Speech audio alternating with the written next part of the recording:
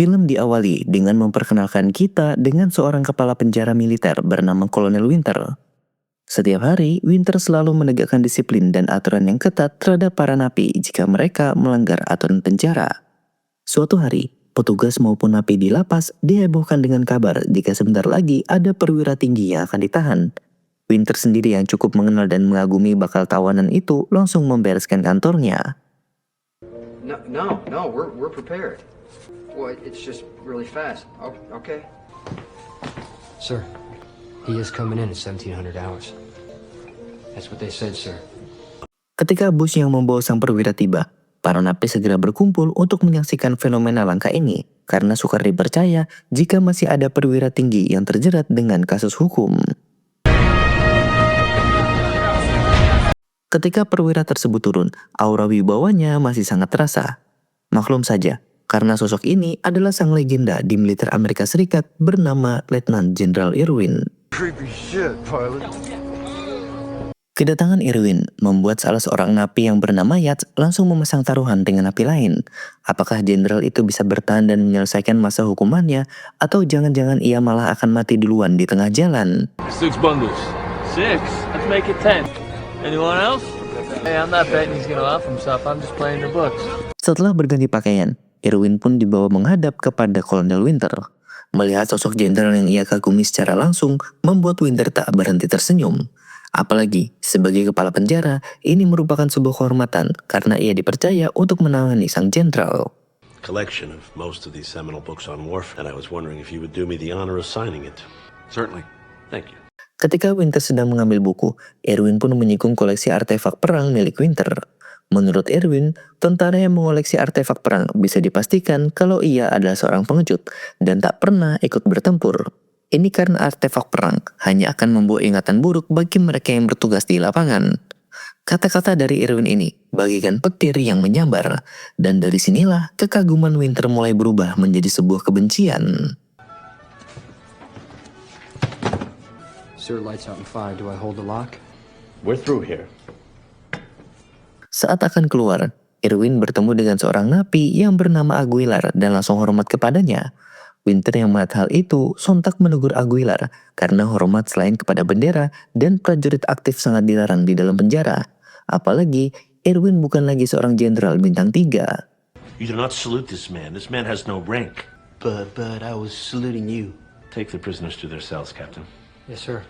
Sebagaimana napi baru pada umumnya, Irwin juga mendapatkan ejekan dari napi lain saat baru memasuki sel. Mereka meneriaki Irwin dengan kata-kata yang tidak pantas, seolah pangkat Irwin yang dulunya sampai bintang 3 kini tiada artinya. Let's see.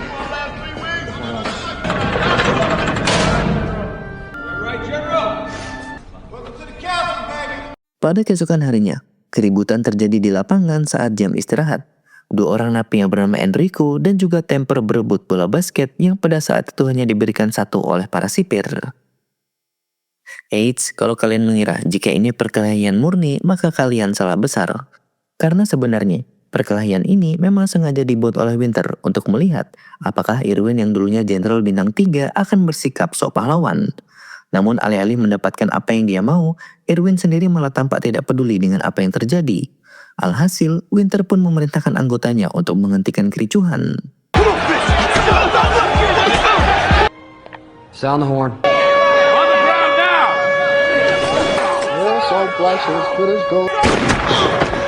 Pada hari esok, giliran Aguilar yang terlibat keributan dengan seorang napi yang bernama Bapri.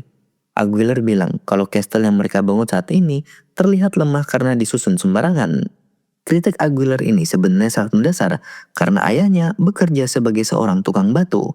Tapi karena ego sebagai pemimpin, Bapri tetap ngotot tidak terima. Weak. We're only doing this to keep Johnny fucking eyeballs off our back. Back the fuck up. Knock it off. Saat jam makan siang tiba, Irwin didatangi oleh seorang napi yang bernama Dr. Lee Bernard. By the way, Bernard ini adalah anak buah Irwin dan bertugas sebagai dokter tentara. Tak lama kemudian, napi lain pun ikut bergabung, seperti Temper yang ternyata masih selamat, Enrico dan juga Delwo. Maksud kedatangan mereka semua adalah untuk meminta Irwin agar berbicara dengan koneksinya yang ada di Pentagon. Mereka mengeluhkan sifat Winter yang ternyata selama ini bisa dibilang semena-mena. Bahkan dalam 6 bulan terakhir saja, sudah ada beberapa napi yang tewas akibat disiksa dan dihukum di luar batas kemanusiaan. Mendengar permohonan tersebut, Irwin pun tak lantas menerima. Karena baginya saat ini, yang terpenting adalah bisa menjalani hukuman sampai akhir, lalu pulang ke rumah bertemu anak cucu. Still got friends in the Pentagon, right? A little hazy on the subject matter. 13 men down, 11 of them were... So, gentlemen, I'm done. I'm doing my time here. I'm going home, and God willing. Saat sedang bersantai sehabis makan, Irwin didatangi oleh Yates yang mengatakan jika ia pernah bertemu dengan Irwin sewaktu kecil. Mendengar informasi itu, Irwin pun seketika ingat jika dulu ia memiliki anggota bernama Sam Yates dan dipastikan kalau orang yang dihadapannya sekarang adalah anaknya. I met you once. When I was a kid, my father was with you in Hanoi. What's your name? Yates. Sam Yates? That's right. Saat sore sudah tiba, Irwin dihampiri oleh Aguilar yang tiba-tiba memberikan hormat kepadanya. Mereka pun lalu berbincang layaknya pemimpin dan juga bawahan, sehingga kedekatan di antara keduanya mulai terjalin. Irwin menganggap kalau Aguilar adalah napi yang paling baik karena murah senyum, sementara Aguilar menganggap kalau Irwin adalah seorang jenderal yang penuh dengan wibawa. Thing that you're doing with your hand, grabbing your hair, what's that? That was a salute. So, they would raise their visors and show their faces. Salutes about respect for yourself. Di sisi lain, Winter yang melihat Aguilar memberikan hormat kepada Irwin segera menjatuhkan hukuman, sebab sebelumnya ia sudah menegur Aguilar soal ini. I discussed the regulations on saluting with Aguilar, did I not? Remind him again. Effectively. Singkat cerita, sudah 24 jam lebih Aguilar menjalankan hukuman dari Winter dengan berdiri tegak dan hormat ke tiang bendera. Winter bisa dibilang benar-benar kejam, karena ia tidak menghentikan hukuman bahkan saat area sedang masuk hujan dan juga badai lebat. Irwin yang melihat hal ini segera menghampiri Aguilar dan memerintahkannya untuk menyudahi hukuman. Tapi tak berselang lama, Kapten Perez datang dan inilah yang terjadi. Your punishment. The punishment is over. Aguilar, I'm warning you.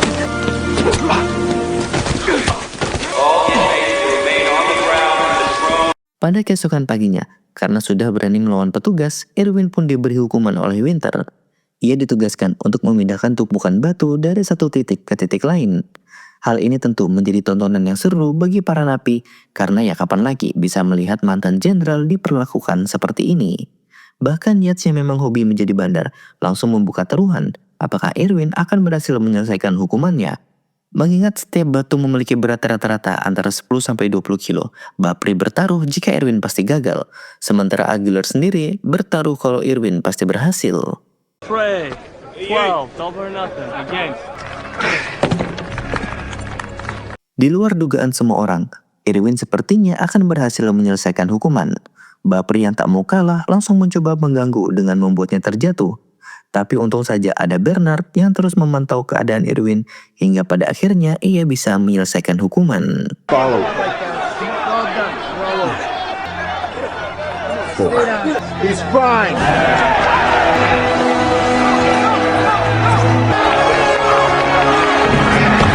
Di tengah sorakan ramai karena Irwin berhasil menyelesaikan tugas, Kapten Perez tiba-tiba datang dan menyampaikan kalau Irwin harus mengembalikan semua batu ke posisi semula.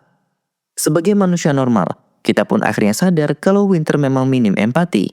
Bahkan sosok Irwin yang sudah tua sekaligus mantan jenderal, ia tega permainkan hanya demi memuaskan egonya karena tempo hari disinggung oleh Irwin. The discipline ordered was horn-to-horn labor. He just moved the whole goddamn pile. They can move him back. What is holding the horn? That ain't right.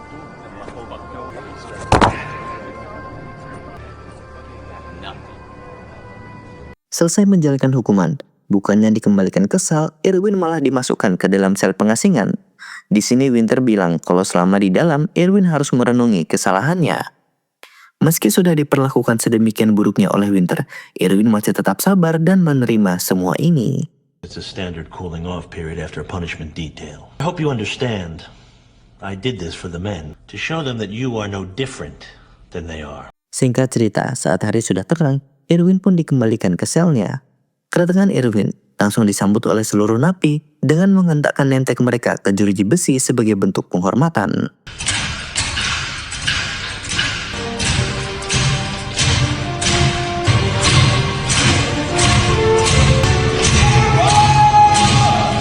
Beberapa saat kemudian, Irwin dihampiri oleh Yates yang meminta kepadanya untuk diceritakan tentang riwayat hidup ayahnya semasa bertugas. Dengan senang hati, Irwin pun sedikit bercerita tentang bagaimana heroisme dari ayah Yates yang bahkan pernah mengorbankan dirinya demi menyelamatkan tim. Makanya sekarang, Irwin agak kecewa dengan Yates yang malah masuk penjara dan menjadi bandar judi. Mendengar perkataan itu, Yates pun langsung tertampar. You know, my father said you kept him alive in Hanoi. And for weeks, the last thing in my mind was self-preservation. And the only thing that kept me from answering those prayers, I don't care what you've heard, Yates, they kept me alive. Pada keesokan paginya, Irwin mendatangi para napi yang sedang membangun kastel. Berbeda dengan hari sebelumnya, kini Irwin lebih dihormati dan disegani akibat kejadian kemarin. Saat itu, Bapri bertanya kepada Irwin tentang bagaimana pendapatnya akan tembok yang mereka bangun. Irwin pun menjawab jika ini tidaklah berguna karena perintah itu datang dari Winter supaya para napi tidak gabut saja. Namun jika ingin dibangun agar bisa berfungsi sebagai tempat berlindung, maka mereka harus berkonsultasi dengan Aguilar yang berpengalaman. Sebab menurut Irwin, benteng yang mereka bangun tak lebih dari sekedar batu yang disusun sembarangan. Why do you suppose Private Beck? Well, I don't know either, but I can make a guess. Why don't you ask Aguilar? Singkat cerita, para napi pun kini kompak membangun tembok dari awal. Sesuai dengan masukan dari Irwin, mereka semua akan bekerja di bawah kepemimpinan dari Aguilar. Di saat yang sama, Aguilar sendiri merasa senang karena dirinya akhirnya punya peran penting. Makanya ia lagi-lagi memberi hormat kepada Irwin, namun dengan modifikasi gerakan agar tidak dicurigai oleh para sipir.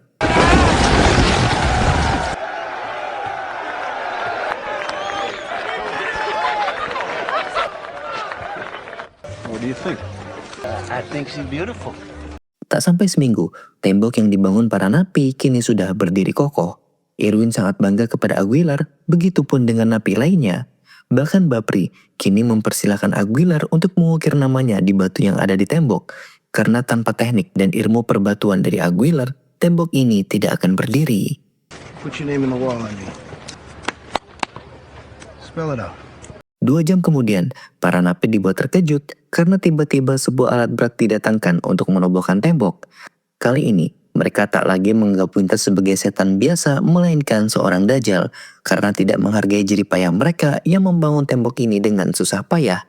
Aguilar yang melihat hal ini langsung berdiri dengan tegap di hadapan alat berat itu. Bagi Aguilar, ini bukanlah sekedar tembok, melainkan sebuah simbol di mana dirinya yang penuh dengan kekurangan bisa dihargai dan juga memiliki peran penting di antara mereka yang hidupnya sangat normal.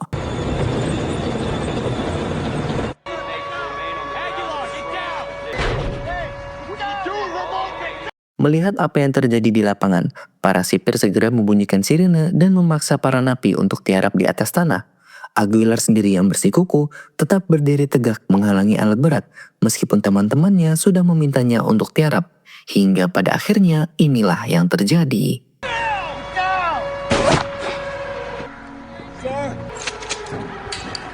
Doc! Come on!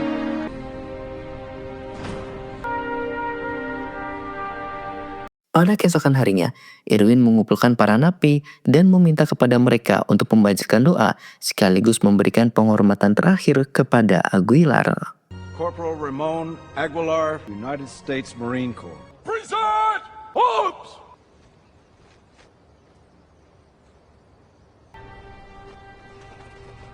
Beberapa hari kemudian, terlihat Winter yang kini menghadap ke rekan seperjuangan Irwin bernama Jenderal Wheeler. Di sini Winter meminta kepada sang jenderal untuk memindahkan Irwin dari penjaranya dengan alasan kalau ia adalah tipikal napi yang susah diatur, membangkang dan membawa pengaruh buruk bagi napi lain. Mendengar laporan itu, Jenderal Wheeler segera tahu kalau itu semua adalah fitnah. Ia yang sudah mengenal Irwin lebih lama dari siapapun, tentu tidak percaya dan malah mengatakan kalau Winter mengeluh, maka ia memang tidak pantas untuk menjadi kepala penjara. Tak terima dikatakan tidak pantas, Winter pun lantas berjanji akan membuktikan kapabilitasnya dengan memberi jaminan bahwa di penjaranya mustahil ada kasus pembunuhan, kericuhan, perkelahian, dan sebagainya. Yesterday, Mr. Irwin, frankly, I think he's starting to lose the plot. All right. Well, let me see him. Singkat cerita, setelah mendapatkan laporan dari Winter, Jenderal Wheeler pun mengunjungi Irwin di penjara. Di saat yang sama, Winter juga menerima surat dari Irwin yang berbunyi kalau dia akan menahan Wheeler saat ini juga. Membaca surat tersebut, Winter pun segera memberlakukan prosedur siaga. Nah, by the way, di penjara ini ada 4 tahapan prosedur siaga. Di siaga 1, militer akan mengerahkan pasukan anti huru-hara. Di siaga 2, tank water cannon akan diterjunkan untuk membubarkan massa. Dan di siaga ketiga, helikopter akan didatangkan untuk menembaki massa dari atas. Sementara siaga pamungkas alias siaga keempat akan kita beritahu nanti.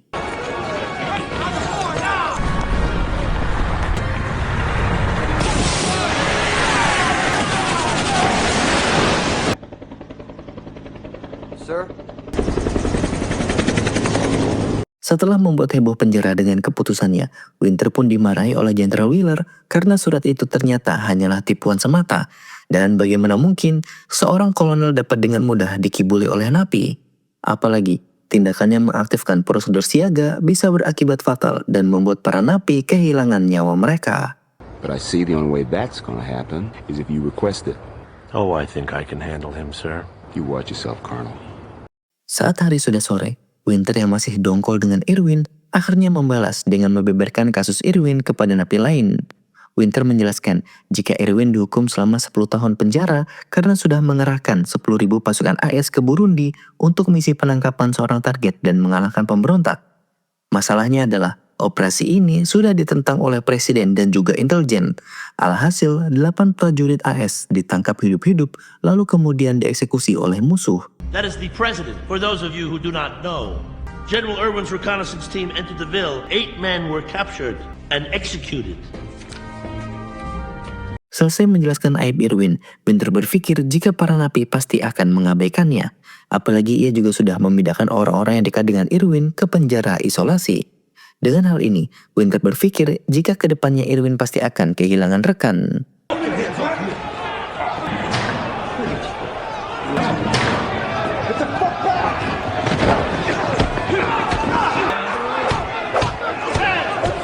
Satu minggu kemudian, mereka yang sebelumnya dimasukkan ke penjara isolasi kini sudah dibebaskan. Dan seolah tak peduli dengan omongan Winter, mereka tetap saja mendekati Irwin. What do we do now? Melihat cara sebelumnya tidak berhasil, kini Winter memanggil Yates untuk diajak bekerja sama. Yates yang masa hukumannya tinggal 3 tahun lagi, kemudian dibujuk dan diiming-imingi jika masa tahanannya akan dikurangi menjadi 3 bulan. Tentu itu semua tidak gratis. Yates harus menjadi mata dan telinga dari Winter, serta melaporkan apa saja yang Irwin rencanakan ke depan. Mendengar tawaran tersebut, Yates pun langsung setuju. Does 3 months sound better? I need to resolve this situation. Do you agree? Beberapa saat kemudian, Irwin pun mengumpulkan para napi untuk diajak memberontak dan juga meruntuhkan otoriter Winter sebagai kepala penjara. Irwin bilang, meskipun ia bukanlah pemimpin yang baik, tetapi sebagai tentara yang punya jiwa patriotisme, ia tidak bisa membiarkan kejahatan yang telah Winter lakukan. Cukup sudah Aguilar yang menjadi korban terakhir, dan sekarang sudah saatnya mereka bangkit untuk melawan. They cannot take away from us who we are. I propose that we seize control of this facility. Selesai berpidato, Irwin pun langsung menghampiri Yates. Dan entah bagaimana caranya, Irwin ternyata tahu jika Yates sudah bekerja sama dengan Winter. Tapi hal itu tentu tidak akan Irwin ambil pusing, sebab menurutnya rencana pemberontakan yang akan ia lakukan adalah hal benar. Dan jika Yates memang anak kandung dari ayahnya yang berjiwa patriotis, maka seharusnya Yates tidak bekerja sama dengan Winter. This is about the time I would be giving you my internal soldiers. Your father was. That's how I saw him. That's your choice. Pada malam harinya, Yates pun mendatangi Winter sambil membawa baju kotor agar tidak ada yang mencurigainya. Tujuan kedatangan Yates tak lain adalah untuk memberi laporan jika hari esok Irwin akan mengadakan pemberontakan yang cukup besar. Namun bagaimana detailnya ia masih belum tahu. Oleh karena itu, ia akan mencari informasi soal rencana pemberontakan dan meminta kepada Winter untuk menjemputnya di sel pada pagi hari. I gotta get out of here immediately. I gotta get out of here tomorrow. He's planning to take over the prison. Really? Do you know when?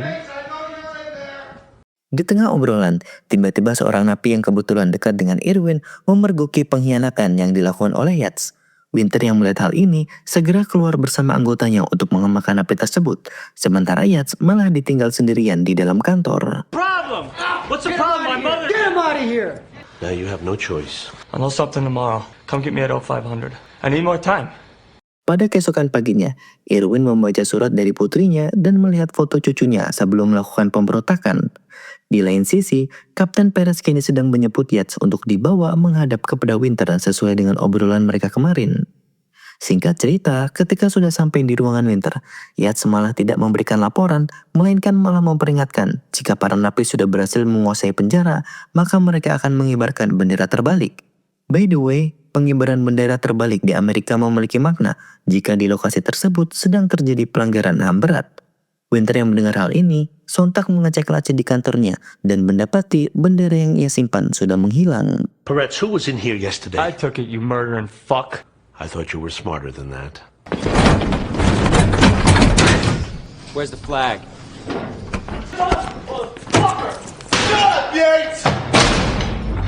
Setelah memasukkan Yates ke dalam sel isolasi, Winter segera mengumpulkan semua napi di lapangan agar bisa menggeledah sel mereka dengan luasa. Nah, yang tidak diketahui oleh si botak adalah hal inilah yang memang diinginkan oleh Irwin. Find my flag.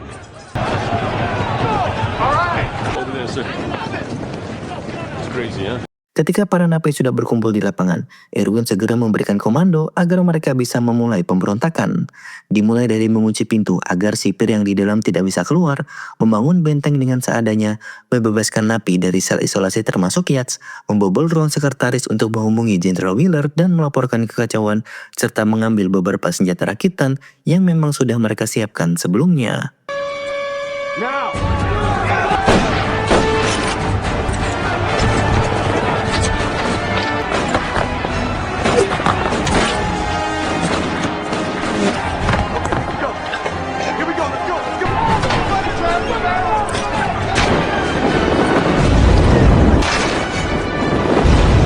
Anyway, kalian masih ingat kan tentang 41 siaga di penjara ini? Menghadapi kericuhan yang sedemikian besar, Winter pun segera mengaktifkan siaga 1. Tim huru-hara pun dikerahkan, namun hal ini sudah diantisipasi oleh para napi. Berbekal tempat makan yang mereka gunakan sehari-hari, kini mereka mampu memiliki tameng yang cukup untuk menghadapi pasukan huru-hara. Bahkan para napi kini lebih maju dengan mengeluarkan sebuah pelontar dan mulai melemparkan batu besar ke arah ruangan Winter dan berhasil merusak koleksi artefaknya.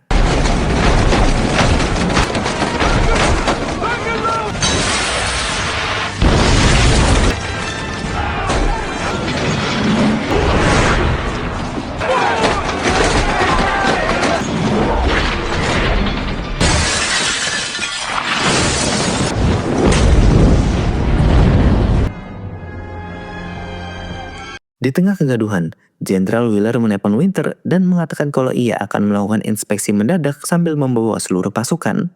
Mendengar hal ini, Winter langsung panik karena ia takut jika Jenderal Wheeler melihat semua kekacauan yang sedang terjadi. Maka dari itu, ia segera mengaktifkan siaga 2 dengan mengirimkan tank water cannon. Tapi lagi-lagi, Irwin sudah selangkah lebih maju. Dengan mematikan saluran air, maka tank water cannon tak lebih dari sekedar kendaraan biasa.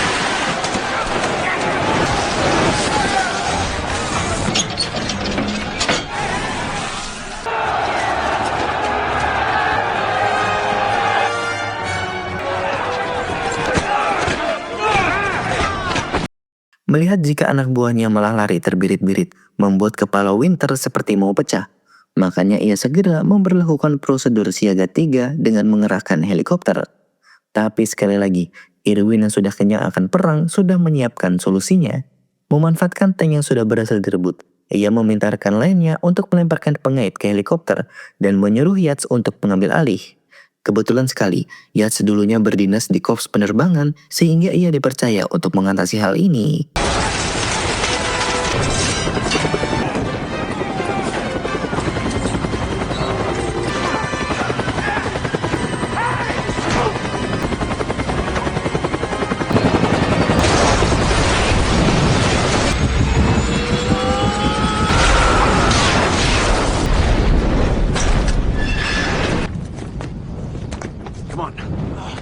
Setelah helikopter terjatuh, para napi pun berbaris dan bersiap untuk mengibarkan bendera secara terbalik. Irwin sendiri saat ini masih bersama Yates untuk mengucapkan terima kasih atas segala pengorbanannya. Jika saja Yates tidak berubah pikiran dan masih berpihak kepada Winter, mungkin aksi hari ini tidak akan pernah terjadi. Dari obrolan mereka ini, kita pun paham jika setelah pertemuan dengan Irwin tempo hari, Yates langsung berubah pikiran.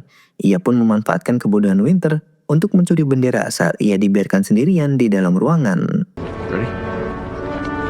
Fall in! Let's go, man! Rest right! Rest!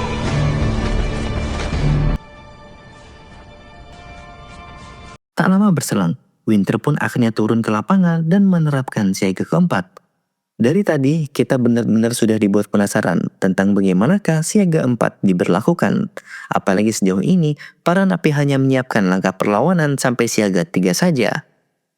Sebagai langkah pamungkas, siaga 4 sudah membolehkan para sipir untuk menggunakan peluru tajam alih-alih peluru karet.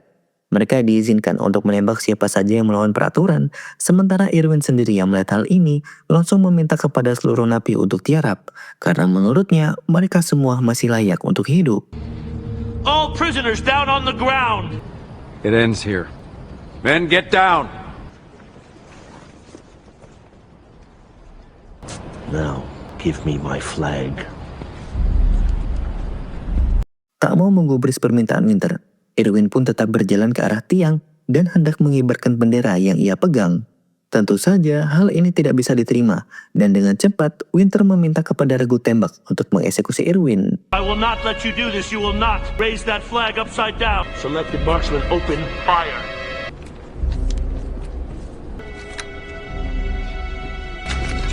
What are they doing? Sangat aneh sekali, para sipir yang biasanya nurut dengan Winter kini tiba-tiba membangkang.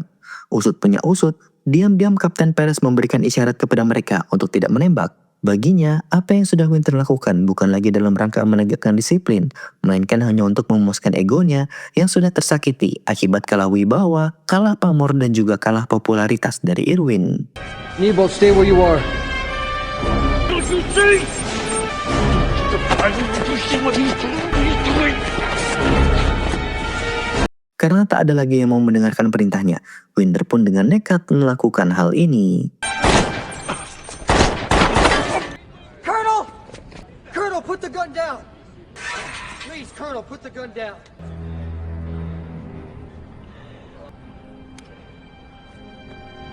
Meski terkena tembakan, Irwin dengan napas terakhirnya tetap mengibarkan bendera yang ia bawa. Berbeda dari rencana, Irwin memutuskan untuk tetap mengibarkan bendera dengan posisi yang seharusnya. Ini dilakukan sebagai tanda kepada semua orang kalau ia memiliki penghormatan yang tinggi kepada negaranya.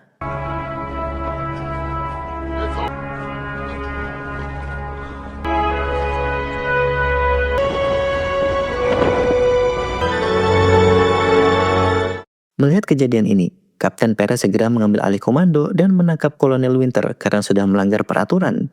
Dapat dipastikan kalau Kolonel Winter pasti akan mendapatkan hukuman yang sangat berat. Dan para napi yang sudah merasakan bagaimana kejamnya Winter selama ini hanya berharap jika nanti ia ditempatkan di penjara yang sama dengan mereka. Dari sini kalian pasti tahulah bakal diapakan si Kolonel Winter ini.